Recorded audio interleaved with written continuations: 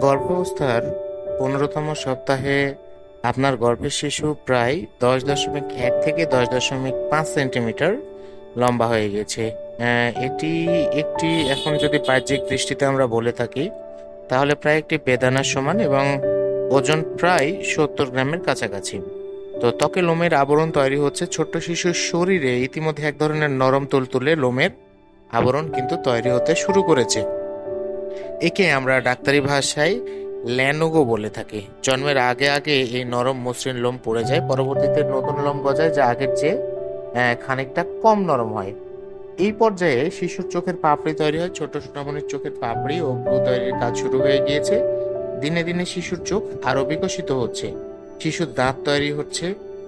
অবাক করার বিষয় হচ্ছে যে গর্ভাবস্থাতে আপনার শিশুর স্থায়ী দাঁত, অর্থাৎ দুধ দাঁত যেটাকে আমরা বলে থাকি, সেটি পড়ে যাওয়ার পর যে নতুন দাঁত ওঠে সেগুলো কিন্তু তৈরি হতে থাকে। তবে এই দাঁত মাড়ের ভেতরে থেকে যায়, পরবর্তীতে নির্দিষ্ট সময় এই দাঁত বাইরে বের হয়ে আসে। তো এই সময় মায়ের শারীরিক যে পরিবর্তনগুলো লক্ষ্য করা যায়, তার মধ্যে হচ্ছে ত্বকে দাগ পড়তে পারে, চুলকানি হতে পারে, শরীর প্রচন্ড চুলকাতে পারে। যেমন জামা কাপড়ের সাথে ত্বকের ঘষা লাগলে যে চুলকানিটা বেড়ে যায়, অর্থাৎ অ্যালার্জির মতো যে চুলকানি হয়, সেটি হতে পারে। তো এজন্য আপনি সুতি কাপড়ের ঢিলেঢালা ও আরামদায়ক পোশাক বেছে নিতে পারেন। সুতি কাপড়ের ভেতর দিয়ে বাতাস চলাচল করতে পারে, তাই কিন্তু এটি পরে থাকা অত্যন্ত সুবিধা। তবে আপনার যদি হাত ও পায়ের তালু চুলকা এবং রাতে চুলকানি বেড়ে যায়, তাহলে সেটা গর্ভাবস্থায় বিশেষ লিভারের রোগের লক্ষণও হতে পারে। তাই এটির জন্য দ্রুত ডাক্তারের পরামর্শ নিতে হবে।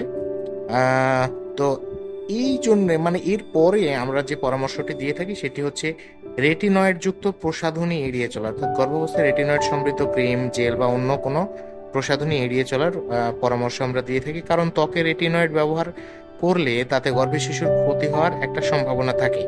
তো আপনার ত্বকের যত্নে যেসব প্রসাধনী ব্যবহার করবেন সেগুলোতে রেটিনয়েড জাতীয় উৎপাদন আছে কিনা তা খেয়াল করুন। অর্থাৎ সেটির বডিতে যে ইনগ্রেডিয়েন্ট গুলো লেখা আছে সেগুলো অবশ্যই আপনাকে ফলো করতে হবে। তো যদি থাকে তাহলে আপনি বিকল্প প্রসাধনী বেছে নিতে পারেন। তো গর্ভাবস্থায় ত্বকে বিভিন্ন ধরনের পরিবর্তন হয়, এর মধ্যে অনেকগুলোই গর্ভাবস্থার জন্য স্বাভাবিক। তবে কিছু পরিবর্তন বিষয়ে আপনাকে অবশ্যই সচেতন থাকতে হবে। যেমন আপনার যদি আগে থেকে কোনো তিল থাকে এবং সেটার আকার বড় হতে থাকে, আকৃতিতে পরিবর্তন আসে কিংবা রং বদলাতে থাকে, তাহলে চর্মরোগ বিশেষজ্ঞের পরামর্শ আপনাকে নিতে হবে। এটি ত্বকের ক্যান্সারের মতো গুরুতর রোগের লক্ষণও কিন্তু হতে পারে। এছাড়াও আপনাকে এখন আমরা যে শরীর চর্চার কথা বলে থাকি নর্মাল ডেলিভারির একটা অংশ হিসেবে, সেটি বাড়িয়ে দিতে হবে। এই মাসে আপনি হয়তো আগের চেয়ে বেশি চনমনে অনুভব করছেন, সে কারণে আপনার শরীর শারীরিক যে শক্তি আছে সেটিকে কাজে লাগান এবং ব্যায়ামের পরিমাণ যতখানি সম্ভব বাড়িয়ে দিন। খুবই হাইপার ভাবে না, অর্থাৎ আমরা যে গর্ভকালীন যে ব্যায়ামগুলো থাকে সেইগুলো অবশ্যই আপনাকে করতে হবে। তো বিশ্ব স্বাস্থ্য সংস্থা বলছে যে গর্ভবতী নারীর সপ্তাহে অন্তত ২.৫ ঘন্টা মাঝারি থেকে তীব্রতার অ্যারোবিক ব্যায়াম করা যেতে পারে। তার মধ্যে রয়েছে যে হাঁটা, সাইকেল চালানো। তো সেই কারণে আপনি দিনে অন্তত পক্ষে ৩০ মিনিট এই ধরনের ব্যায়ামের একটা অভ্যাস গড়ে তুলতে পারেন। এছাড়া আমরা কেগেল ব্যায়াম যেটাকে বলি, সেটি আপনি চালিয়ে যেতে পারেন।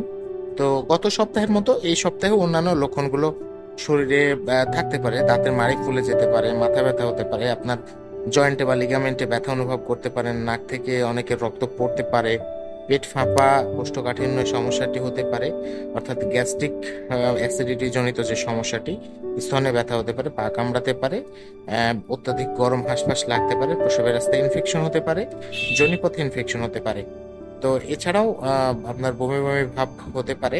তো এই ধরনের সমস্যাগুলো কিন্তু আপনার হতেই পারে। তো সে কারণে আপনাকে অবশ্যই কোনটি আপনার শরীরের জন্য স্বাভাবিক, কোনটি অস্বাভাবিক, আপনি নিজে সেটি অনুভব করতে পারবেন। যদি কোনো অস্বাভাবিকতা লক্ষ্য করে থাকেন, অবশ্যই আপনি একজন ডক্টরের সাথে কথা বলে দেখতে পারেন।